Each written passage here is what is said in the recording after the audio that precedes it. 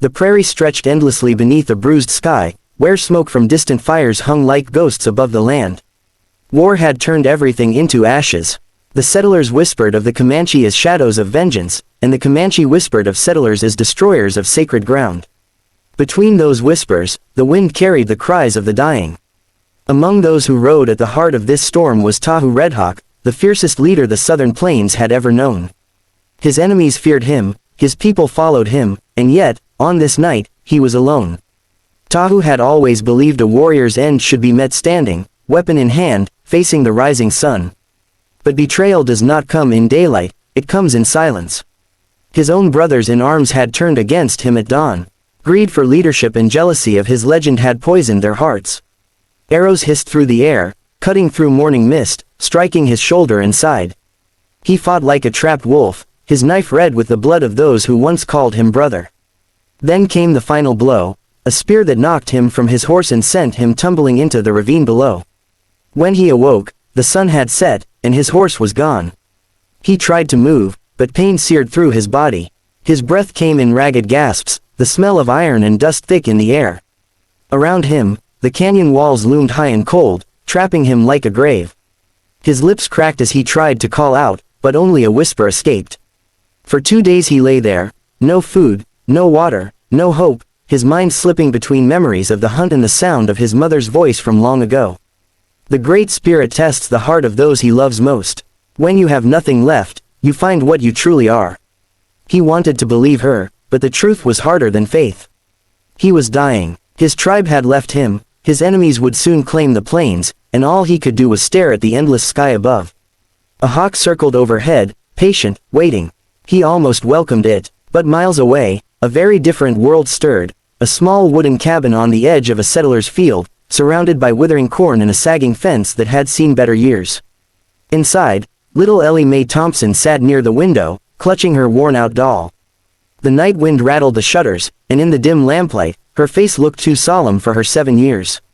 Her mother's picture hung above the fireplace, a reminder of the warmth that had vanished from the home when fever took her. Her father did his best, he worked the land, fixed the fences, prayed at night, but grief had carved lines into his once kind face. Ellie could feel the emptiness even when he smiled. That evening, the storm rolled in sudden and wild. Thunder cracked over the plains, and rain began to fall in silver sheets. Boone, their hound, started barking at the door, his ears pricked toward the hills. Ellie followed his gaze through the rain-streaked window. Beyond the field, lightning flashed over the ridge, lighting up the dark outline of the canyon. She thought she heard something faint, a moan, maybe a cry. "Boone, what is it?" she whispered, pulling on her coat and boots. The dog barked again, whining this time, pacing back and forth. Her father was gone, he had ridden to the next town for supplies. No one would stop her. So she lit her lantern, tucked her doll under her arm for courage, and stepped into the storm. The rain soaked her hair and stung her face as she followed Boone up the rocky path. The wind howled, tugging at her clothes, but she kept going, one small step at a time. The ground grew slippery, and once she slipped, scraping her knee on the sharp stones, but she didn't cry. Something, she didn't know what, pushed her forward. When she reached the edge of the ridge, she held her lantern high and peered down. That's when she saw him. A man lay below, half buried in the dirt, his body still but not lifeless. His skin was darkened by sun and blood, his chest faintly rising and falling. Ellie's heart pounded in her ears. She had heard the men talk about the Comanche, their savagery, their raids, but this man didn't look like a monster. He looked broken. Without thinking, she tied the lantern to a branch and began climbing down, gripping rocks with trembling hands. When she finally reached him, she fell to her knees beside his body. "Sir," she whispered, shaking his shoulder gently. No answer. His skin burned with fever, his lips dry and cracked. She reached for her canteen and poured a little water onto a piece of cloth, pressing it to his mouth. His throat moved weakly as he swallowed. For a moment, his eyes flickered open. Deep brown, almost black, filled with confusion and pain. Ellie gasped and pulled her hand back, afraid. But he didn't move, he just stared at her, as if she were a ghost.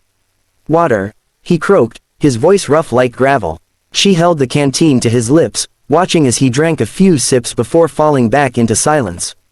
She sat there, uncertain what to do. The rain was easing now, and the air smelled of wet earth. She looked around. No one would come this far. He would die here, alone, unless she helped him. Her father's words echoed in her memory. If someone's in need, Ellie girl, you do what you can. Doesn't matter who they are. So she did. She ran all the way home, her small boots splashing through puddles. She gathered what she could, an old quilt, a piece of bread, and another canteen of water. Then she slipped back into the night, Boone trotting beside her as if guarding her mission. When she returned, the man was still breathing, though faintly.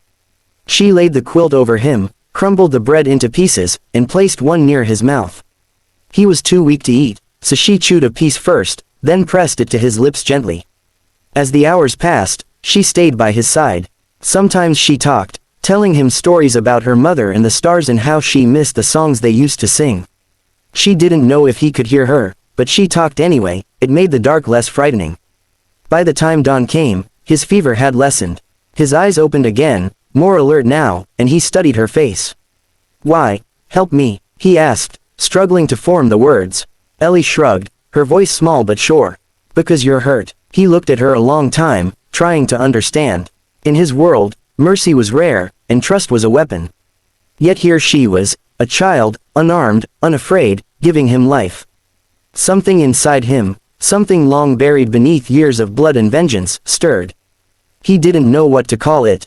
As the sun rose over the canyon, its light spilling across the wounded land, Tahu Redhawk closed his eyes and whispered a silent vow. He would live, not for himself, not for pride or revenge, but for the little girl who refused to let him die in the dirt. That night, when Ellie returned to her cabin, she looked back at the ridge and thought she saw an eagle circling above.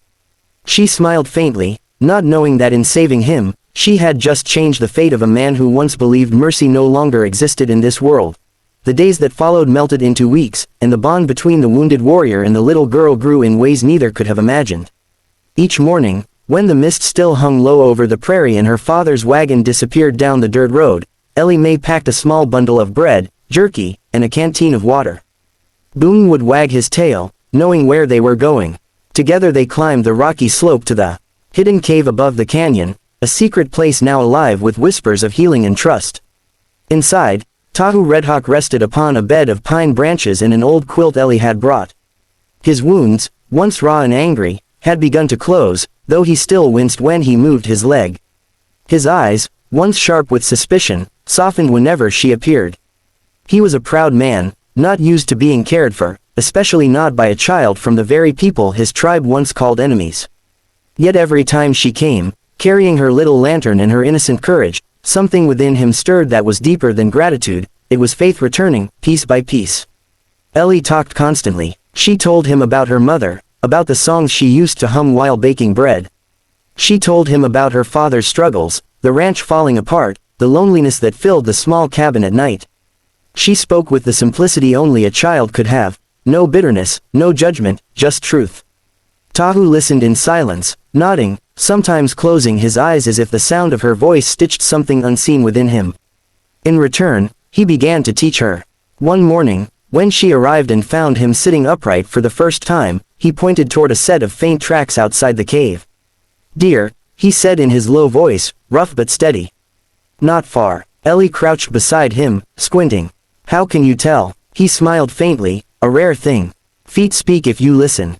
And so she listened. She learned how to read the language of the earth, the shape of a hoof, the bend of a broken branch, the way the wind carried scent and sound. He showed her how to be still, how to let nature move around her instead of forcing her way through it. When she grew restless, he'd say, "Patience is the first strength of the strong." She didn't always understand, but she remembered every word. To her, he was not a savage or a warrior anymore. He was simply, Tahu, her friend. But in the small town below, fear was growing. The settlers had begun whispering about a lone Comanche seen in the hills. Soldiers had been spotted nearby, and Ellie's father came home one evening with worry carved into his face. He set his rifle by the door and said, "If any of those red men come near, Ellie, you stay inside. You understand, they ain't safe." Ellie nodded, but her heart twisted with guilt. How could she tell him that the man he feared was the same one she'd been saving all along? She lay awake that night, staring at the ceiling, listening to the coyotes call across the plains. Her father didn't understand. Tahu wasn't like the stories they told. He wasn't cruel, he was kind in ways she couldn't explain. The next morning, she woke early and went to the cave with a heavier heart. When Tahu saw her face, he knew something was wrong. "They come?" he asked quietly. "Soldiers," she whispered. "They're looking for you. My pa says they're gonna search the ridge soon." Tahu looked toward the open valley. The wind carried the faint smell of smoke and gunpowder. "Then I must go." Ellie's eyes widened. "You can't yet. You're still hurt." He shook his head. "If they find me here, they hurt you too." But she wouldn't hear it. "They won't find you. I'll help you hide." For the first time since they met, he raised his voice.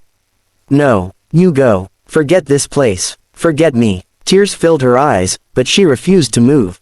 "I can't. You're my friend." Those words hit him harder than any blade ever had. He turned away, his jaw tight. For so long, he had lived believing the world was built on loyalty and betrayal, on tribes and enemies. But this little girl, fragile and brave, had shattered the truth with nothing but kindness. When the sound of hoofbeats echoed faintly across the canyon that afternoon, Ellie did the unthinkable. She ran down the hill, waving her small arms to get the soldiers' attention. "I saw tracks," she shouted, pointing toward the east, away from the cave. They went that way. The men thanked her and rode off, dust rising behind them. Only when they were gone did she return to the ridge, breathless and trembling. Tahu stood waiting near the shadows, his eyes filled with something between awe and sorrow.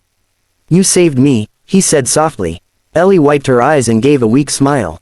"Now we're even." He laughed, a deep, warm sound that startled her at first. "No, little bird," he said, calling her by the name he'd given her. "A warrior never equals the heart of a child. I owe you my life." That evening, as the sun bled red and gold across the plains, they sat side by side at the cave's mouth. She leaned her head on her knees, and he told her stories of his people, how they believed every star was an ancestor watching over the living, and how courage was not in killing, but in surviving with honor. His voice grew softer as he spoke, and for a while, she forgot the world outside even existed. But the world did not forget them. A few days later, the valley filled with soldiers once again. This time, they rode in larger numbers, shouting orders, their rifles glinting in the light. Ellie and her father watched from their cabin porch as the troops searched every ridge. She bit her lip until it bled, praying they wouldn't find the cave. Her father placed a hand on her shoulder. "They're hunting the last of them," he murmured. "It's time this land was safe again." Safe. The word made her stomach twist. Safe for who? When the soldiers left, the hills looked emptier than ever. Ellie ran to the canyon, her heart pounding with dread. The cave was empty, the pine bed gone. Only the faint scent of smoke and something carved into the dirt remained, a simple drawing of a bird, wings spread wide. Beneath it lay an eagle feather and a small stone carving shaped by careful hands. She picked it up, tears spilling freely down her cheeks. Boone whined beside her, nudging her arm. "He's gone, Boone," she whispered. "He's gone home." The seasons changed, and the years passed. The land grew quiet again, the scars of war fading into stories whispered around campfires. Ellie grew older, her hair darkened with age, but her spirit stayed bright. She took over her father's small ranch after he passed, tending the fields, raising horses, and living by the same lessons she had once taught a dying man: mercy, patience, courage. One evening, as the sun sank behind the distant hills, she stood on the ridge where it had all begun. The wind tugged at her hair, and the sky glowed the same crimson hue she remembered from that day. She reached into her pocket and pulled out the eagle feather, its edges worn now, but still whole. Then she saw it, far across the valley, a lone rider sat on horseback, still as stone, watching her. His hair streaked with gray, his shoulders broad and proud beneath a blanket of woven color. For a long moment, neither moved. Then he lifted his hand, a silent salute. Ellie smiled through her tears and raised the feather high in return. When she blinked, he was gone, riding toward the horizon where the sky met the earth. But she didn't feel sadness. She felt peace. She had once saved a dying warrior, but in truth, he had saved her too, taught her that compassion could conquer fear, that kindness could survive even in the harshest of worlds. And as the last light faded from the plains, Ellie whispered into the wind, "Fly safe, little bird," not knowing whether she spoke to him or to the memory of the child she once was. The wind carried her words away, soft and endless, just like the bond that had begun so long ago. Between a lost Comanche leader and the little girl who refused to let him die.